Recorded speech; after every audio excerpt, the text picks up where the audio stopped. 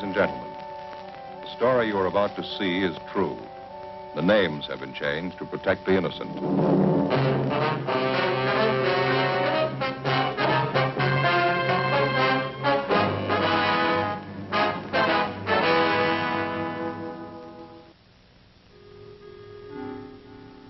This is the city. Over 2 million people. Almost 1 million of them work. Some of them work in factories. Some of them work in stores. Most of them work hard for a living. A few of them try to take things the easy way.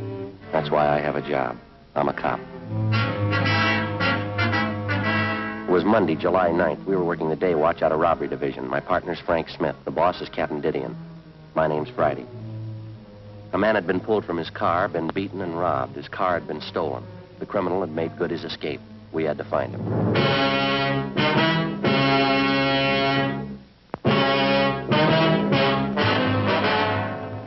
Stacy Hollywood.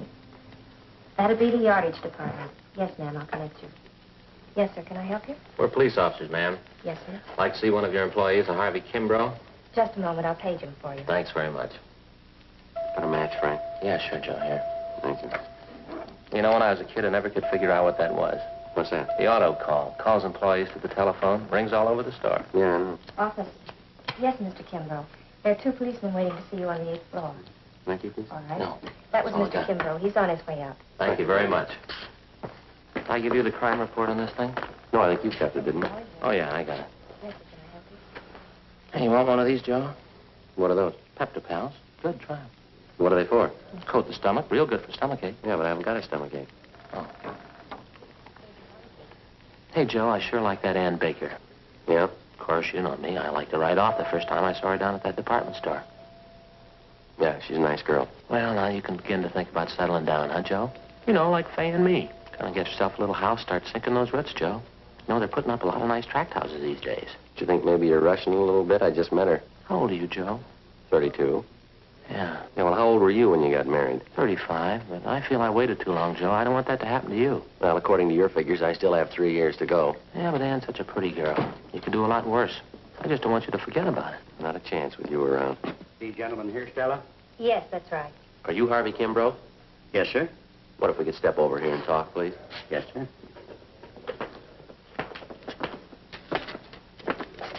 I sure appreciate you people coming over here. I don't like to take time off from my work. It's pretty tough on my partners, Clive and Warren. Yes, sir, we understand. Janitor work in a big store like this keeps you hopping. You haven't got any idea who the hold-up man is yet, have you? No, sir, we haven't. We'd like to get a little more information on what happened. Did you talk to the 2 officers in the police car? Yes, we did, but it's customary for us to make a follow-up for any additional information. You fellas are plainclothesmen, is that it? Yeah, we're from Central Robbery. Oh, I see.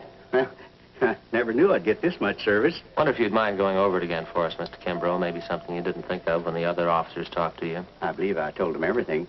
I was on the way down to work this morning about 5 a.m. Mm-hmm. You live out in Alhambra? Yes, sir, that's right. I take the freeway in. It was on Commercial Street that you were held up, is that right? Yeah, that's right. Commercial, right near Alameda, almost to the corner. Where they're tearing those big buildings down. Man flagged me down. Looked like his car was stalled. Yes, sir. I always make it a habit to stop when I see somebody in trouble. I know how it is this time in the morning. No gas stations open. Figured maybe the fella needed a shove or something. So you stopped to give him a hand, is that right? Well, that's what I had in mind. I'd more than stopped the car, and he came over, pointed a gun at me, and told me to get out. What'd you do? Well, I asked the fellow what he wanted. I told him I didn't have any money. Told him I was in the way to get on to my work. What'd he say to that? He didn't say anything. Just opened the car door, grabbed him by the arm, and pulled me out. I wasn't prepared for it, and I kind of fell into the street. Well, now, your car is a blue 1948 Dodge sedan. Right rear fender damage, is that correct? Yes, that's right. Sure hope you get that thief in my car, too. Awful hard to get around Los Angeles without a car. Well, we'll do our best. Took my wallet from me. All the money I had, $14. Then he said, don't bother to get up. Stay right there for 5 minutes after I leave. And he bent down and he hit me in the face. What'd he hit you with? With his fist. Yeah, hit me right here. See? You can see the cut here, right? Right on the lip here, see? Bled pretty heavy. Yeah, that's a nasty cut. It's better now. The men who came in the ambulance, they put something on it. It'll be all right. Well, did he knock you out when he hit you? Oh, no. No, I saw him get in my car, and then the car was parked up ahead, took off, and this man who held me up, he followed in my car. Did you try to locate a phone, call for help? I didn't have to. This Mr. Ferguson pulled up and stopped right away, and then the officer came. Besides, I figured I'd better do what I was told. How's that? I was afraid. I was going to wait 5 minutes.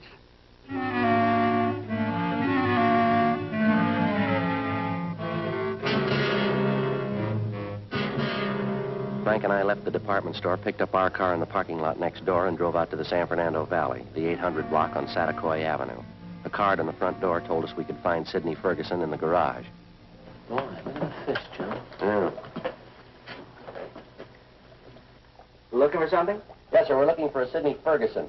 Surely, I'm Sidney Ferguson. Police officers, Mr. Ferguson. Oh, about that holdup this morning down at Commercial Street? Yes, sir. This is my partner, Frank Smith. My name's Friday. Oh. Happy to know you. Hi. Oh, excuse my wet hand. I've been cleaning out my tanks. Sure. You fellas work out of the City Hall? Yes, we do. You wouldn't happen to know a John O'Grady down there in Narcotics Division? I went to high school with John. No, I don't believe I know him. Frank? O'Grady? Yeah. Tall fella, kind of blonde, wavy hair? Yeah, that's right. Good-looking fella. Yeah, I think I've seen him around. Good friend of mine. Say, wasn't that a shame this morning, that Kimbrough fella? Yeah, it was a rough one. Well, the reason we came out to see you is we thought maybe you could give us some additional information on it. Oh, I'll be glad to give you all the help I can. I'd like to see you get that holdup man. You mind giving us a rundown on what happened this morning? No, not at all. Let's see, it was about 5 o'clock this morning. I'm not usually up that time of the morning, but I was on my way back from Monterey Park. I generally try to make it down there once or twice a week. I get down to see Bruce Duffy, an aquarist friend of mine I have down there. We swap fish. Yes, sir. Well, I was on my way back coming down Commercial Street when I saw this fellow sitting on the side of the curb. It looked like he was hurt to me. I see. Now, I wouldn't have noticed probably. It was pretty dark, but those two cars pulled out, one right after the other, seemed to be in a big hurry. And you pulled up to give Kimbrough a hand? Yeah, I did. Of course, when I got close enough, I could see the guy had been kicked in the teeth. He was bleeding pretty bad. I offered to give him a hand, take him to the hospital, but he said he didn't want to be late for work. Mm-hmm. Well, after the officers came and talked to him and the ambulance men treated him, I drove him up to Stacy's Hollywood. I dropped him off there. That's where it works, Yeah. The report says that you have the license number on the getaway car, but you couldn't find the paper you'd written it on when the officers interviewed you. Is that right? Yeah, I did. Yeah, if that doesn't beat them all. What's that? Well, I had the piece of paper a few minutes before the officers got there. I guess I was more rattled than that Kimbrough fella. And when I got home here this morning, there was a slip of paper right on the floor of my car. A little bit of a break, isn't it? Yes, sir, it is. Sure got a lot of fish. Yeah, it's my hobby, raising them. Oh, sure. Let's see, where did I put that piece of paper? I really wrote it down, believe me. I just misplaced it somewhere here. I've been trying to get rid of some of the algae off the glass of my tanks. Hey, Joe, look at this. Gee, did you ever see anything prettier in your life? Yeah. How'd you fellas really like to see something you haven't seen before? What's that? Take a look in this tank here. Aplochromis multicolor. That's a scientific name. Commonly known as the Egyptian mouth breeder. Is that a fact? That's a little female there. See? She's one of the most sacrificing mothers in aquarium history. One of the strangest, too. How's that? Well, she lays her eggs in a small depression in the sand down there at the bottom of the tank. Well, how many eggs would that be? Usually 80 to 90. Now, here's the strange part. As the eggs are fertilized, she scoops them up into her mouth. She eats them. Oh, no. They remain in her mouth while they hatch. How long does that take? Over 14 days. How does she eat? That's just it. She doesn't. She doesn't touch food in any form for this 2-week period. Seems to just waste away. Well, what happens then? Finally, the eggs hatch after 14 days, and little fry comes swimming out of the mother's mouth. Yeah? And while the fry are growing up, first you can hardly see them, they're so tiny. While they're growing up, if anything frightens them, quick as a flash, back in the mother's mouth. Well, that's certainly amazing. Huh, Joe? Yeah. Is this as big as they ever get? Yes, sir. 1 inch to 1.5 inches. Hard to believe. Well, the bedders are almost as strange. Male builds a bubble nest up here on the surface. Say, isn't that funny? Here's that paper. Huh? The one with the license number on it. What if I could see that, please? Oh, sure, here you are. Thank you. Pretty sure of this number, Mr. Ferguson? Yes, sir, I am. I got a good look at it. Well, thank you very much. Oh, not at all. Wish Yeah. you could spend a little time. Seem kind of interested in tropical fish. Well, yes, sir, I'd like to sometime. Well, bye. Bye. Bye. Oh, say, Officer Smith. Yeah? Just a minute.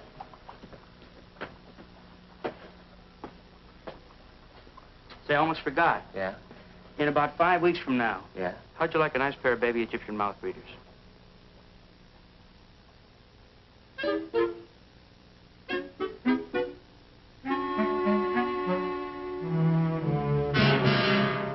10:45 a.m. Frank and I got in the car and headed back toward town. I called communications and had them check the license number Ferguson gave us through DMV. They called back and told us the car was a 1949 Chevrolet four-door sedan. The registered owner was a Jack B. Grant, 19112 Beacon Street in the southwest part of Los Angeles. It was a large, old-fashioned residence that had been converted into a rooming house. We checked with the landlady, a Mrs. Ida Fisher. How do you do, man? Police officers, do you happen to have a Jack Grant registered here? Yes, he's been with me here about 8 months, but he's not in now. What time did Grant leave this morning, Mrs. Fisher? Well, it was pretty early. Must have been around 4 a.m. when I heard him go out. Came back in again this morning about 8 o'clock, parked his car, then he drove off with some other man. Would you happen to know who the other man was? No, I wouldn't. I just saw him drive off. Where does Grant park his car, ma'am? Around the back in the garage. Mind if we take a look at it? No, that's all right. Just go on back there down the drive. Well, thank you very much. Now, there's 2 cars parked there. The black Ford belongs to Mr. Spencer. Yes, ma'am, thank you. And the 1949 Chevrolet, that's Mr. Grant. Thank you. Thank you very much, ma'am.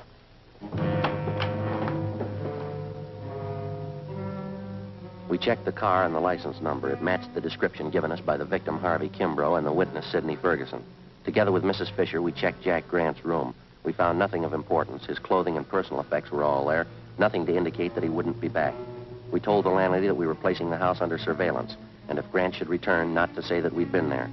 She agreed and offered further assistance. She said she'd signal us by raising and lowering her front window curtain when Grant returned. We parked down the street, called the office, and advised them we were on stakeout. 2 men were sent out, and they covered the back entrance. Frank and I covered the front. By 6 o'clock that night, Grant had failed to show. 9 p.m., still nothing. 11 p.m. What time did they say that relief team was coming out? Around 11 sometime. Yeah, Chandler and Ricketts, huh? I don't know, I guess so. Oh, boy, I'm stiff. Feels like needles all over my body. It's been about 12 hours, hasn't it? Yeah, just about. Just like driving to San Francisco. You know, Fay makes me drive all the way. When I get out at the other end, I'm stiff as a board. There's a car pulling up down there. Oh, yeah. You see who it is? Yeah. Yeah, that's Ricketts.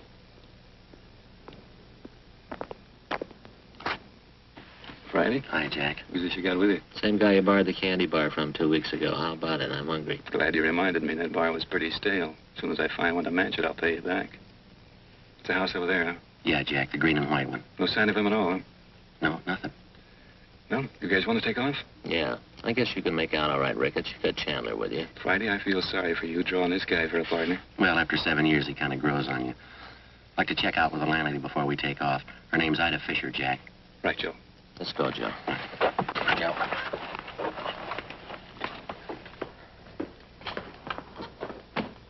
See you later, Jack. Say hello to Chandler. Right, Frank. Good night. Good night. That Ricketts sure is a ripstaker. Yeah.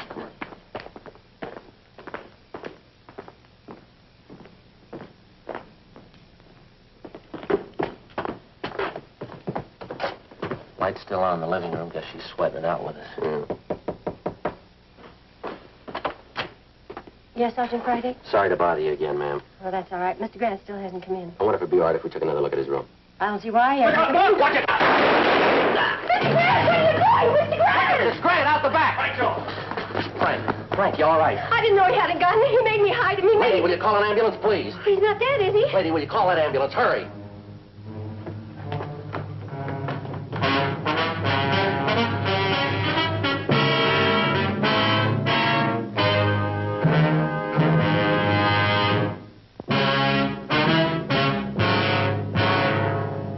Monday, July 9th, 11:28 p.m. The ambulance arrived and Frank was taken to Georgia Street Receiving Hospital.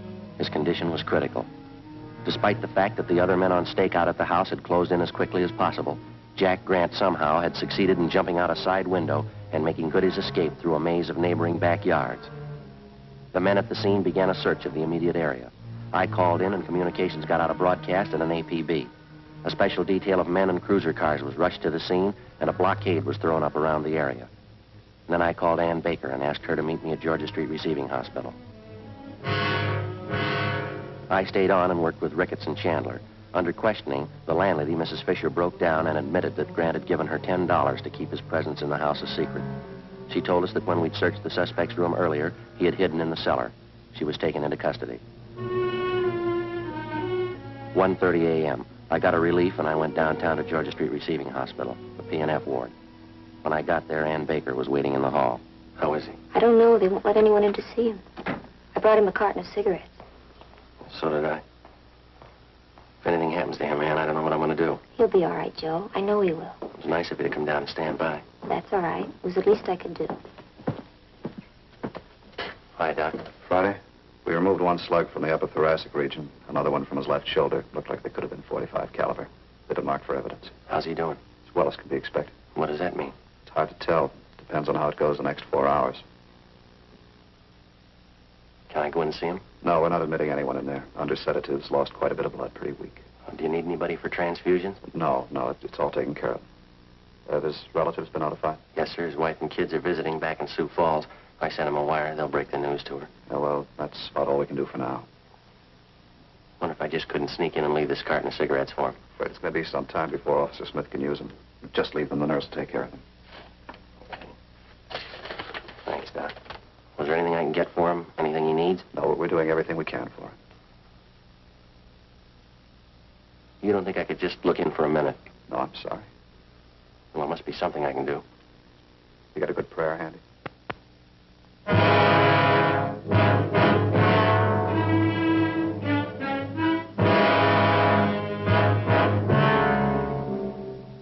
A.m. I left Georgia Street Receiving Hospital and drove back to the scene of the shooting. The search for the suspect, Jack Grant, was still going on. The neighborhood was checked and rechecked. Everything possible was done to find the man who shot down Officer Frank Smith. It's been said that a police department goes all out, doubles its efforts to run down a criminal who attacks a police officer. Well, it's true, but most people aren't aware of the reason. Certain elements would like you to believe that the police officer places the safety of his fellow officers above that of the citizen. This isn't true. His first day at the academy, the cadet peace officer is taught this basic fact. If a criminal would shoot down the armed police officer, he wouldn't hesitate to shoot down the unarmed citizen. 3 a.m. I finally located Lieutenant Jack Ricketts at the corner of Coronado and Beacon Streets, 7 blocks from the scene of the shooting. How is he? Not too good. Depends on the next 4 hours. What are his chances? I didn't ask. Now, we're not getting any place here. Nothing at all. None. Something's got to break. Chandler's still downtown. They're combing through Grant's package. He's down at the I Bureau. They come up with anything? Nothing. Not since the last time I checked, about 40 minutes ago. Any ideas? Fresh out. You? Well, he couldn't have gotten far. Not this soon, he couldn't. Bus depots, train terminals, airport's all covered. The highway patrol's been alerted. Nothing so far. He's got to be someplace close, Jack. He's got to be. Yeah, I think he's holed up in town, too, but where? Yeah. He's in a jam. He's had good publicity. A lot of his friends are going to hide that welcome mat. Well, maybe that narrows it down a little. Maybe. Let's find him.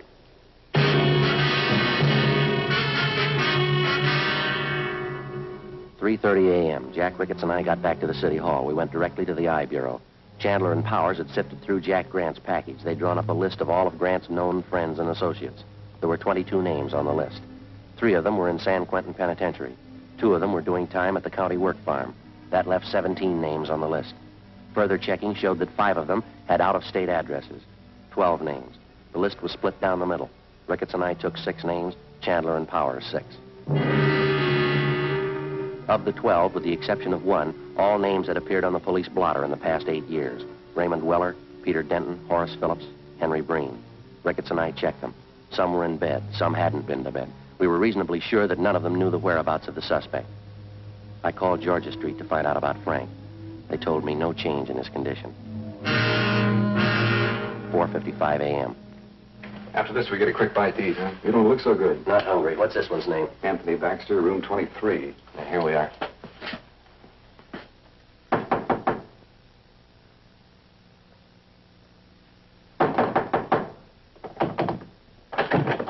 Yeah? Police officers. You Anthony Baxter? Yeah? Want to talk to you. Find out how to get a guy out of bed. You always sleep with your clothes on? Get back in the room. Well, what's going on? You know what, Jack Grant? Why? You a friend of Jack Grant's? Why? Jack Grant a friend of yours? I'm not going to tell you anything till I know why. You want to talk here or downtown? I've got a right to know what it's about. Get your hat and coat. You just want to know if I know Jackie Grant, is that all? You want to get that hat and coat? I know Grant. Where is he?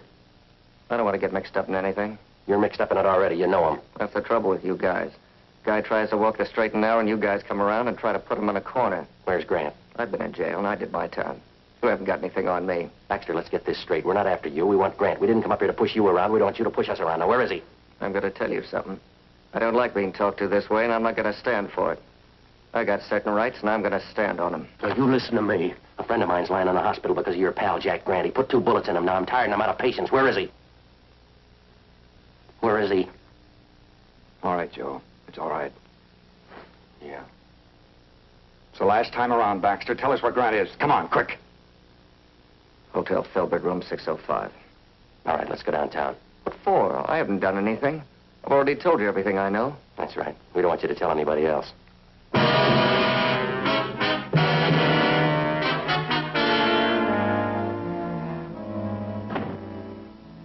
5:27 a.m. We located the Filbert Hotel on North Crocker Street. On the way over, we called in and told them what we'd found. Chandler and Powers met us outside the hotel. They took up their position. Ricketts and I checked with the desk clerk and confirmed that the suspect was in room 605. He was registered under an alias. We took the elevator to the 6th floor. Room 605 was directly across from the elevator.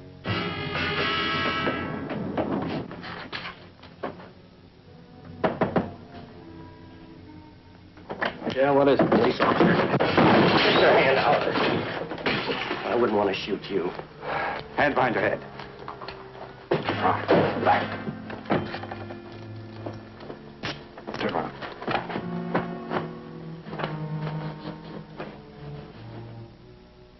"5:42 a.m. Ricketts and Chandler took the suspect into custody. It was 6:03 a.m. when I got to the Georgia Street Receiving Hospital, the P&F ward. Ann was still waiting. Sergeant? Hi, Doc. How is he? You can go in. Don't stay too long. All right, thank you. All right. You look all in. No, I'm all right. You want me to go with you? Yeah, would you? Sure.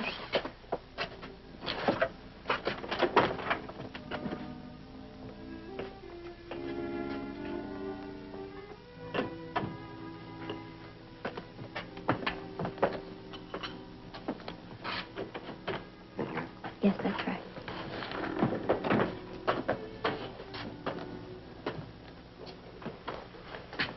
Hi, Frank. Hi. You look tired. How you feeling? I'll do. How'd it go? We got Grant. You look tired. You been working straight through on it? Yeah. Anything I can get you? No. I just gotta take it easy a few days. You know, rest up. Get well. Yeah. I'll be well in a few days. Sure you will. Just a little rest. Hey, Joe, have you given any more thought to what I was talking to you about yesterday? What? You know, about you and Ann. You don't need any rest. Huh? You're well.